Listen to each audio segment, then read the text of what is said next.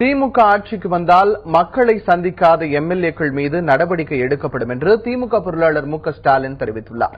நெல்லை மாவட்டம் அம்பாசமுத்திரத்தில் தேர்தல் பிரச்சாரம் மேற்கொண்ட அவர் கடந்த 5 ஆண்டு கால ஆட்சி காணொலி ஆட்சி என்று விமர்சனம் செய்தார். தேர்தலுக்காக மட்டும் வந்து போகக்கூடியவங்க நாங்கள் இல்லை.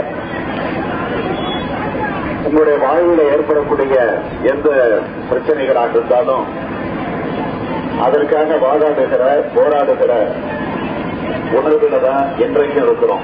இந்த 5 வருஷம் இந்த ஆட்சியில ஒரு முறையாவது முதலமைச்சராக இருக்கக்கூடிய ஜெயலலிதா இந்த பகுதிக்கு வந்து உங்களை எல்லாம் சந்திச்சு உங்கள் குறைகளை கேட்டது உண்டா? சரி, இந்த அம்பாசமுத்திரம் தொகுதிக்காவது வந்தது உண்டா? சரி, இந்த மாவட்டத்திற்காவது வந்து போனது உண்டா? சரி, தமிழ்நாட்டில் இருக்கக்கூடிய எந்த மாவட்டத்திற்காவது போனது உண்டா? எதுக்கும் போனதில்லை. ஆனா ஒரே ஒரு மாவட்டத்துக்கு மட்டும் போயிட்டு வருவாங்க.